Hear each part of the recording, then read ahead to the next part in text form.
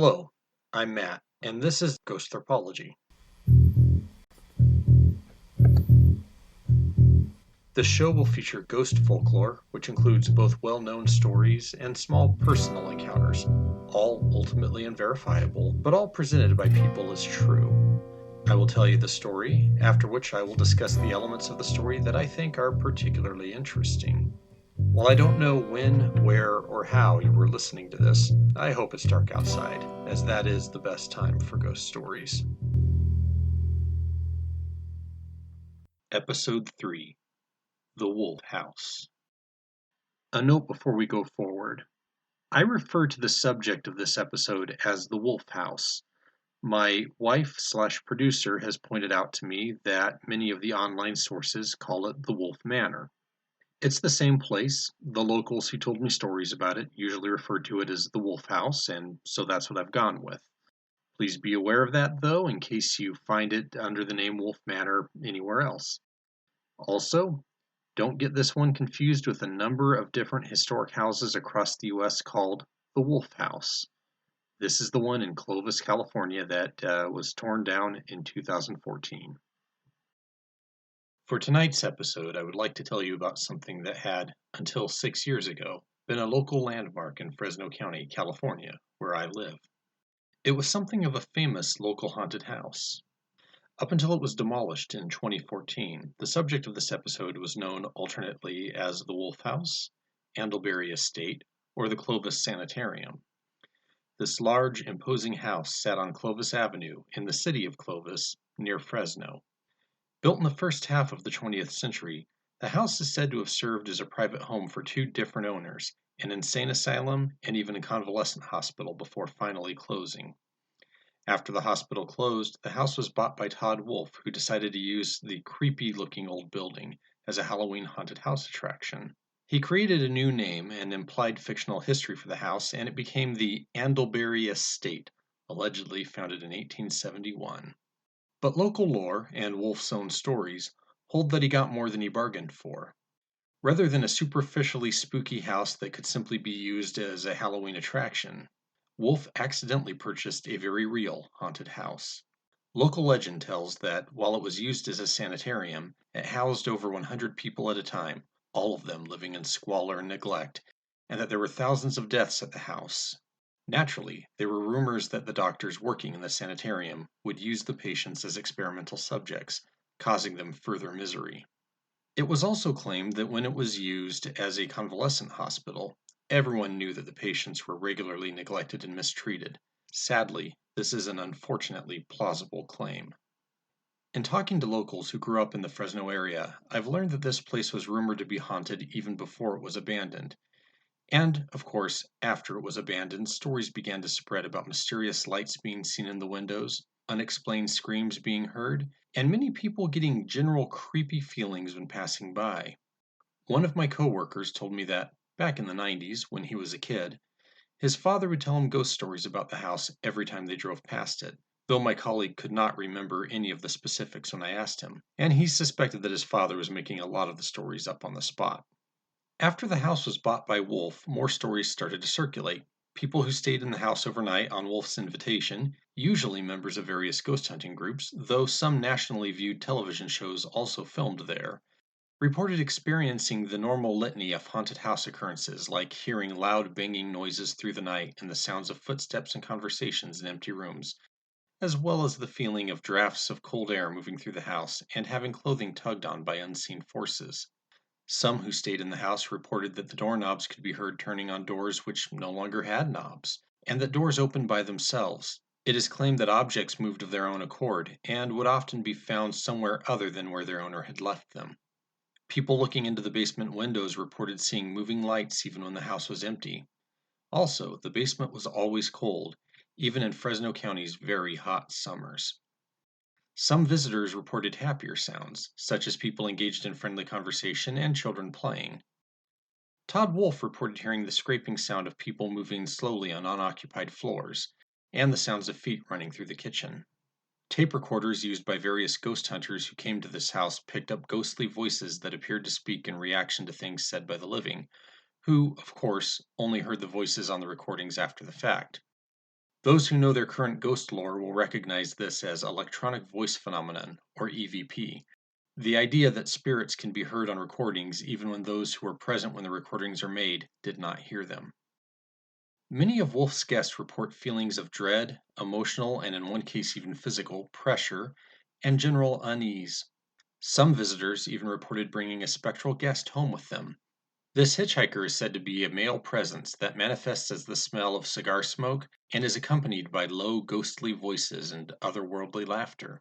To be rid of him, people had to return to the house, although how they convinced him to return to his previous haunt is never really made clear. There are also reports of vague harassment of visitors, and also of workers when it was an active facility. The harassment seems to primarily have involved being pushed or otherwise abused by unseen forces. Local legend holds that after the building was finally abandoned, 911 calls would come from the house, despite the phone lines having long since been removed. 3 particular rooms are said to be the most haunted. In one, called Mary's Room, there was a chair that always occupied a particular spot in the room. If the chair was moved, it would return to its original location. Another room, the Red Room, was said to be the site of numerous ghostly sounds, all of them related to a busy hospital ward. Lastly, George's Room was said to be special, but none of the websites that I found tell you anything specific about it, other than that it was a room used by a grumpy old nurse named George. Back when the house was still standing, it was easily visible to the public, standing as it did on a very busy road. However, it was private property, it was fenced off, and Todd Wolfe did not allow everyone to access it. While the house is now gone, if the stories that I've heard from friends and coworkers are any indication, it is now firmly ensconced in the folklore of the Fresno area.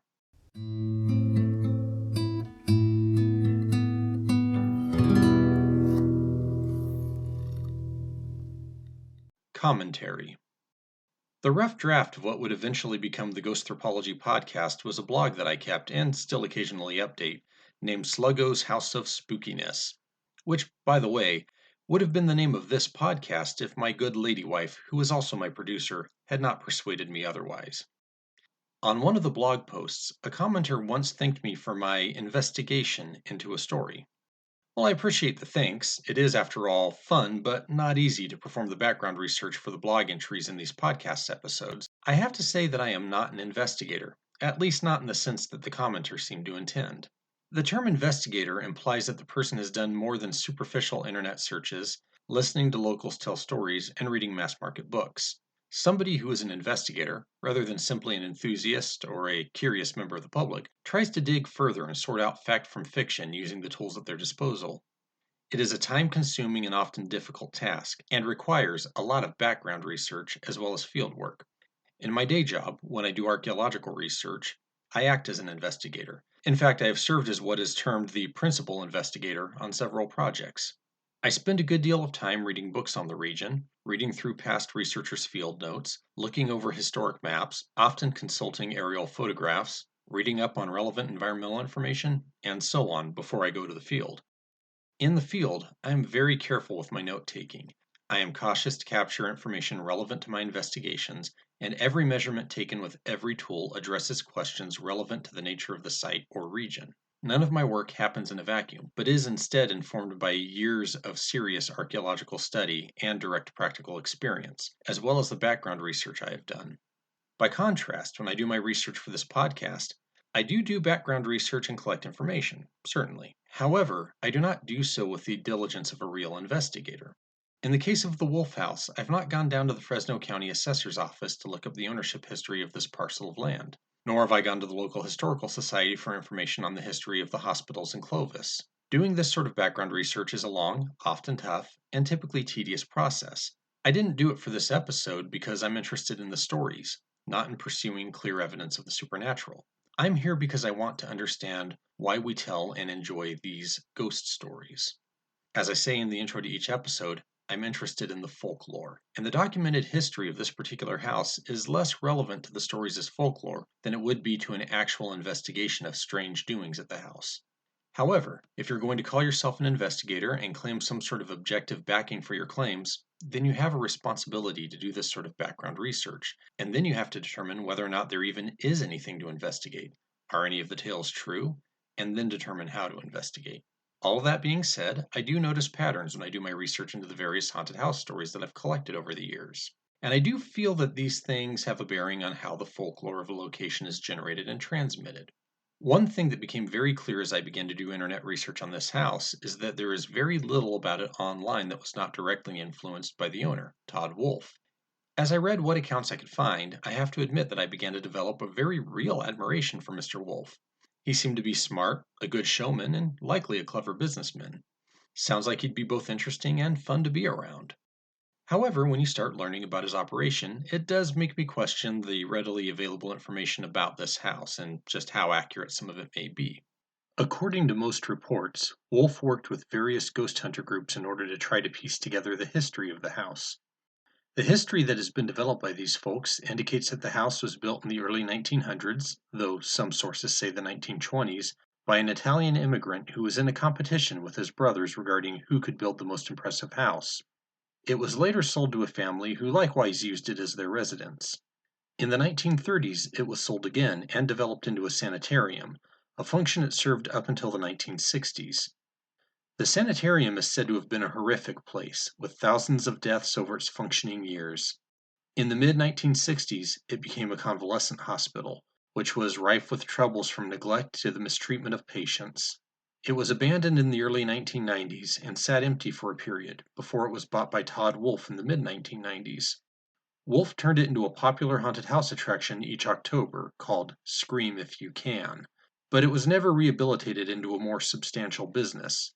Some of the reports I read indicated that the hospital wing of the building was demolished in 2007, but that doesn't stop the stories from incorporating it. In the early 2010s, after the city of Clovis labeled the abandoned house a nuisance and a danger, and also found a significant number of building code violations, an effort was made to sell it, though a condition of the sale was that it had to be moved off of the property on which it sat, which would have made the purchase prohibitively expensive. Finally, with no further development on the horizon and no buyers ready to take it, it was demolished. I can confirm that the post-2010 history of the house, as presented above, is accurate. I've learned that through doing research in the local newspapers. For all that I know, the earlier history could likewise also be true. The problem is that I had to piece the earlier portions of the history together from numerous bits of local folklore and web sources over the space of many years. And the sources that I found were built of elements put together by people who were looking for a reason to think that the house was haunted. As a result, it is likely that the people cobbling together the various parts selected the more sensationalist information that they received without necessarily scrutinizing it for accuracy. I rarely saw records from the county histories, or old articles from the local newspapers cited as sources, though these are available through the county offices and the historic collections at the Fresno County Library and Fresno State University Library, all resources that I use routinely when I have to do historical research for my job. In my experience, this is pretty common in ghost enthusiast circles. Distorted death figures, local folklore, and urban legend are often accepted without the investigators doing basic but time consuming research at the local libraries and government offices, which of course have documents that could confirm or discredit many of the claims made about a property. The ghost hunters understandably want to find ghosts, and, in my experience, tend to be reluctant to do any substantial vetting of the information that they gather. Only the easiest to dismiss tends to get dropped, and even widely disproven information is often propagated. This is something that I've seen time and time again in performing research for allegedly haunted houses. While I don't know of any specifically false or out of context information that has been given for this house, the nature of the claims that are available are strikingly similar to those that can be proven false at other haunted houses across the world. And, of course, the former owner had reasons for wanting the property to be viewed as genuinely haunted. Todd Wolfe used this location as a haunted house attraction, offered tours for a fee, and at one point made public his intentions to develop the property into a haunted hotel to lure in paranormal tourism to Clovis. In the end, it's possible that the history of the property available online is accurate, at least in the broad strokes, and I will go so far as to say that the general outline of the story is consistent with local history. But because it was put together by individuals with a definite interest in finding the place to be as sensationalistic and spooky as possible, the validity is very much in doubt. That the insane asylum angle gets played up more than the time that the house was used as a residence or as a haunted house business is no surprise. Nor is it a surprise that Mr. Wolfe apparently put his gifts as a showman to work in allowing various ghost hunter groups to take nighttime tours of the property. One account, in particular, from around 2010, was written by a member of a local paranormal enthusiast group that was invited to the house by Wolfe. The account described the evening in detail, but unfortunately that group's website appears to have folded. Entering the URL into the Internet Archive's Wayback Machine pulls up the advertisements from the website, but not the original content. However, in researching the house for my Sluggo's House of Spookiness blog, I took my own notes regarding the entry, which provides some interesting and useful information. According to that account, Mr. Wolfe had an assistant on hand to stay with the group throughout their visit, and he also had invited members of the local news media to come and interview the intrepid ghost hunters. The author of the entry described the placement of various props, including fake tombstones and the like, around the property, many of which I have to say look pretty good based on the photos that he included, or so my notes indicate anyway. However, this area was never an actual cemetery. Other haunted house style props were prominent in some locations, but absent in others. The group was led on a tour of the house with descriptions given of the various phenomena said to occur throughout, and at the end they were led to a room with a number of documents pertaining to the history of the building, and they were invited to examine those documents. The author of the account seemed ready to take everything at face value, but in reading through what he wrote, a few things stuck out to me that I think are noteworthy signs of Mr. Wolfe's instincts as an entertainer. Number 1. The assistant. That Mr. Wolfe provided an assistant to stay with the group is, in of itself, pretty normal for liability reasons if nothing else. However, the author of the essay specifically said that the assistant was there in case anyone was injured or had an emergency. Now, that may mean little, as it is probably an accurate description of some of the man's duties, but B-movie fans may remember this sort of ploy from 50s schlock horror, films like The Screaming Skull, for example. Starting the evening off with a creepy, foreboding statement to make everything sound ominous and scary is a good way to set the psychology of the tour group. The term for this sort of thing is ballyhoo. It's cool, it's fun, and it sets the scene very effectively. Number 2. The news media. In this case, Wolfe had arranged for the ghost hunters to meet and be interviewed by members of the press. The result, as the writer of the piece notes, is that everyone felt very special. Of course, underlying that is the fact that the news media was there making everyone feel special because of the alleged presence of ghosts, which puts additional pressure on the people taking the tour to find said ghosts. It gets publicity for the house, and it gives the people intending to investigate a push to reach a particular conclusion. On other occasions, investigators were actually there as part of specific television shows, such as the cable show Ghost Hunters, and therefore had their own reasons for acting to the cameras. Regardless, this creates a dynamic where there is a greater expectation that something should happen. Number 3. Placement of props and creepy atmosphere. According to the account, Halloween haunted house props were set up in some rooms and notably absent in others, preventing anyone from getting used to them. The basic effect of this is likely to be that the environment remains a little disorienting and one isn't sure what to make of the locations that have them versus those that don't. Which room is special? Number 4. Verification of the real. At the end of the tour, Mr. Wolfe allowed members of the group to go into a room where records pertaining to the house were kept. While these records had little to do with the house's alleged hauntings, they did allow members of the group to get a feeling for the antiquity of the house, and this lent a ring of truth to the stories related to the house, even if the documents had little or nothing to do with those stories. While the author of the piece I'm describing was certainly inclined to see ghosts from the get-go, he began to interpret everything as ghosts. Drafts, not uncommon in old houses, even with windows and doors shut, were thought to be not only ghosts, but specifically the ghost of a child. All strange sounds, even those that one would expect to find in any old house, were interpreted as supernatural, and every light-reflecting mote of dust, likely the actual cause of the popular orbs in current ghost hunter photography, were interpreted as spirit photos.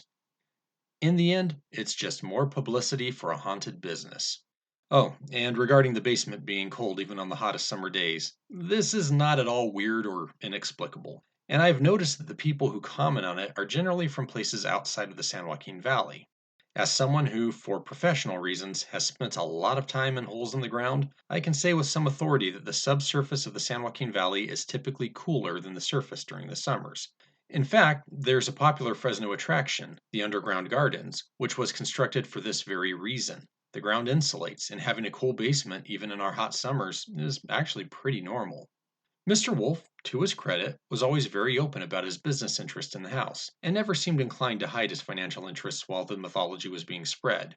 He may not have admitted to the showmanship, but he didn't appear to be trying to hide or distract from it either. This allows those of us who bother to look past the hype to see that there's something more mundane at work. There was business to be done here, and ghosts, real or not, can be good business. Hell, the description of the most haunted rooms, George's room, Mary's room, and the Red Room, even appear to be geared towards renting these out had Wolfe's plan of getting into the haunted hotel business ever taken off. Was there something truly spooky happening here? I don't know. Certainly, some of the stories predate the use of this place as a Halloween attraction, but there is reason to be skeptical of the reports coming out of this place. Was this a great bit of local lore that deserved attention from ghost story collectors and enthusiasts? Oh, yeah, it definitely was. It really was a fantastic haunted house, not just in the stories, but in its appearance, and frankly, I'm more than a little sad to see it gone. I consider it a shame that Todd Wolfe never developed the haunted hotel. I, for one, would have booked a room. Thank you for joining me. If you have heard a weird tale, have had a strange experience of your own, or know of a bit of local lore that should get a wider audience, please feel free to contact me at ghosthropology@gmail.com. That's GHOSTHROPOLOGY@gmail.com. Also, please visit the Ghosthropology blog for transcripts, show notes, and more information at KMMAmedia.com. That's KMMAmedia.com. Until next time, have a wonderfully spooky night. Spooky.